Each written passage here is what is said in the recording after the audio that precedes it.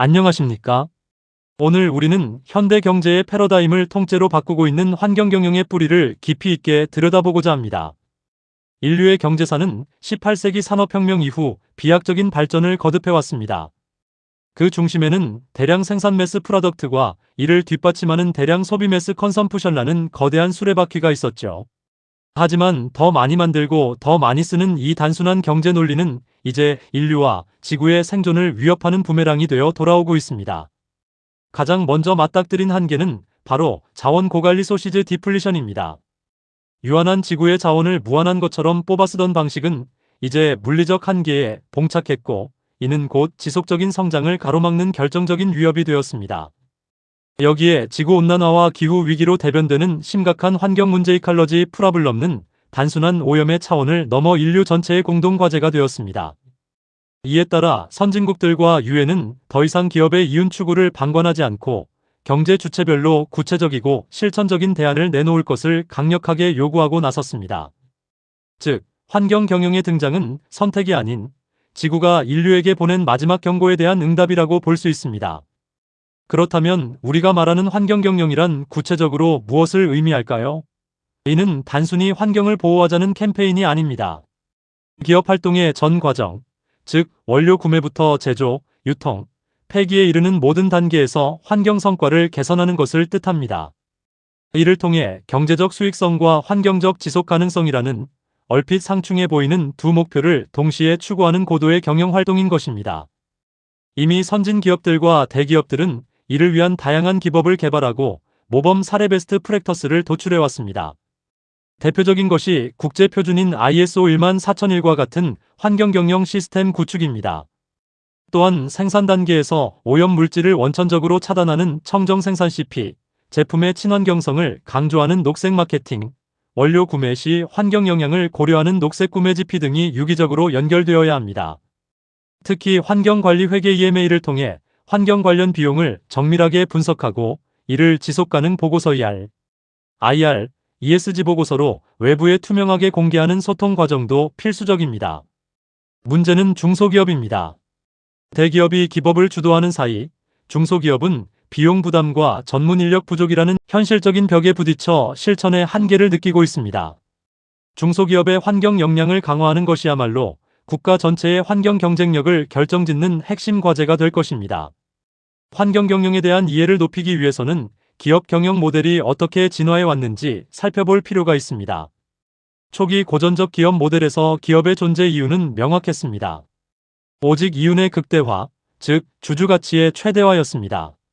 소유와 경영이 일치했던 이 시기에 환경 문제는 단지 시장의 실패로만 간주되었고 자원 배분은 보이지 않는 손에 의해서만 최적화된다고 믿었습니다. 이후 등장한 재량적 경영자 모델은 소유와 경영이 분리되면서 경영자의 재량을 강조하기 시작합니다. 경영자의 가치관에 따라 이윤의 일부를 사회에 환원하거나 자선 활동을 펼치기도 했죠. 이때의 환경 경영은 경영자의 리더십과 의지 커미트먼트에 크게 의존했습니다. 환경과 이윤 사이의 밸런스를 어떻게 잡을지가 순전히 경영자의 가치관에 달려 있었던 셈입니다. 오늘날 우리가 도달한 모델은 시스템론적 기업 모델입니다. 이는 지구가 하나의 생명체라는 가이아 가설처럼 경제 활동 역시 자연의 순환 법칙 내에서만 지속될 수 있다는 사고를 바탕으로 합니다. 주주뿐만 아니라 고객, 종업원, 지역 주민, NGO 등 다양한 이해관계자와의 관계를 중시하며 기업 활동과 사회적 공통자본이 피드백 고리를 형성하여 서로 영향을 주고받는 하나의 거대한 시스템으로 기업을 바라보는 시각입니다. 기업들이 채택하는 녹색 전략은 크게 기술 중심과 고객 중심, 이해관계자 중심, 환경 중심으로 구분해 볼 수 있습니다. 먼저 기술 중시형, 즉 라이트 녹색 전략입니다. 이는 환경 법규를 단순히 준수하는 것을 넘어 엄격한 환경 기준에 도전하여 혁신적인 기술을 개발하는 것입니다. 초기 투자 부담은 크지만 학습 효과를 통해 결국 독보적인 가격 경쟁 우위를 확립하는 전략입니다. 반면 고객 중시형인 마켓 녹색 전략은 소비자의 환경 선호를 경영의 핵심으로 삼습니다.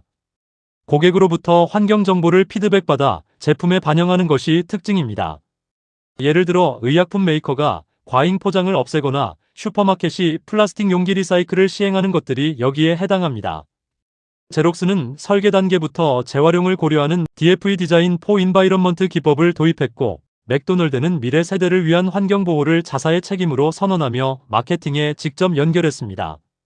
이처럼 기업은 자신들의 강점과 시장 상황에 맞춰 어떤 녹색 전략을 취할 것인지 결정해야 합니다. 전략의 깊이는 더 깊어질 수 있습니다. 이해관계자 녹색 전략은 환경에 대한 관심을 비즈니스 프로세스 자체에 도입하는 방식입니다.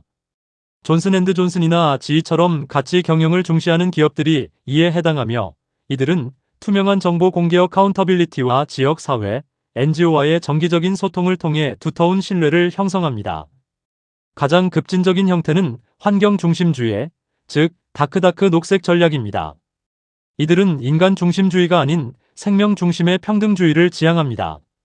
아웃도어 브랜드 파타고니아는 재활용 재료를 사용하면서도 무분별한 성장을 지향하고 세전 이익의 10%를 NGO에 기부하는 파격적인 행보를 보입니다. 화장품 회사인 바디샵 역시 동물 실험 반대와 공정 무역 쉐어 트레이드를 통해 개발도상국의 자립을 돕는 등 비즈니스를 통해 사회적 가치를 직접 실현합니다. 이들에게 환경은 경영의 도구가 아니라 경영의 목적 그 자체인 셈입니다. 이제 우리의 시야를 물류로 좁혀보겠습니다. 제품이 만들어져 우리 손에 오기까지의 과정인 물류 활동은 환경에 어떤 영향을 미칠까요? 불행히도 물류의 모든 과정인 포장, 수송, 보관, 하역 등은 전 지구적 혹은 지역적으로 심각한 환경 문제를 야기합니다. 전 세계적인 관점에서 보면 수송수단이 뿜어내는 NOx, SOx는 산성비의 주범이며 프레온 가스는 오존층을 파괴합니다. 특히 물류 과정에서 배출되는 막대한 이산화탄소 COE는 지구 온난화를 가속화하는 핵심 요인입니다. 또한 자원의 대량 소비와 무분별한 개발은 산림 파괴와 자원 고갈을 초래합니다. 지역적인 문제도 만만치 않습니다. 화물차의 배기가스는 대기 오염을, 엔진과 하역 소음은 소음 진동 문제를 일으킵니다. 물류 거점에서 나오는 폐수는 수질과 토양을 오염시키고, 과도한 포장재 폐기물과 악취, 불법 투기 문제 등은 지역 주민들의 건강과 삶의 질에 직격탄을 날립니다. 물류 효율화가 곧 환경 보호라는 인식이 필요한 시점입니다. 이러한 물류의 어두운 면을 개선하기 위해 등장한 것이 환경 물류인 바이런먼트 러지스틱스 그린 러지스틱스입니다. 이는 원재료 탐색부터 최종 소비자, 그리고 사용 후에 재활용과 폐기까지 전 과정을 통하여 환경 유해 요소를 원천적으로 제거하거나 최소화하는 모든 활동을 의미합니다. 환경 물류는 완전히 새로운 분야가 아니라 기존의 물류 활동 속에 숨어있는 환경적 비효율을 찾아내 해소해 나가는 과정입니다. 구체적인 방법으로는 이산화탄소 배출량이 적은 철도나 선박으로 운송수단을 전환하는 모덜 시프트, 여러 기업이 화물을 모아 효율적으로 나르는 공동운송, 그리고 포장 자재를 획기적으로 줄이는 노력 등이 포함됩니다. 최근의 탄소중립법에서도 알 수 있듯 녹색 성장은 에너지와 자원의 효율적 사용을 통해 경제와 환경이 조화를 이루는 것을 목표로 합니다. 환경 친화적 물류 활동은 단순히 비용을 줄이는 수단이 아니라 기업의 지속 가능 경영을 담보하는 필수 생존 전략이자 목표가 되어야 합니다. 마지막으로 우리가 주목해야 할 데이터가 있습니다. 바로 일반적인 소비재의 탄소 발자국 카본 풋프린트 구성입니다. 제품 하나가 탄생해서 사라질 때까지 배출되는 탄소의 양을 100으로 보았을 때 가장 큰 비중은 역시 원재료라 머티리얼즈 단계가 차지합니다. 39%. 주목할 점은 생산 29%뿐만 아니라 포장재 14%와 보관 및 유통 12% 단계의 비중이 상당하다는 것입니다. 이를 합치면 제품을 만들고 전달하는 물류적 관점에서의 탄소 배출이 전체의 4분의 1을 넘습니다. 폐기 및 재활용 3%이나 본사 운영 3% 단계보다 훨씬 높은 수치입니다. 결국 진정한 환경 경영과 원가, 절감은 바로 이 80% 이상의 비중을 차지하는 원재료, 생산, 물류 단계에서의 혁신에서 시작됩니다. 이 과정을 얼마나 효율적으로 최적화하느냐가 기업의 미래, 경쟁력을 결정짓는 척도가 될 것입니다. 이번 동영상은 환경 경영의 등장과 환경 물류에 대한 내용을 소개하였습니다.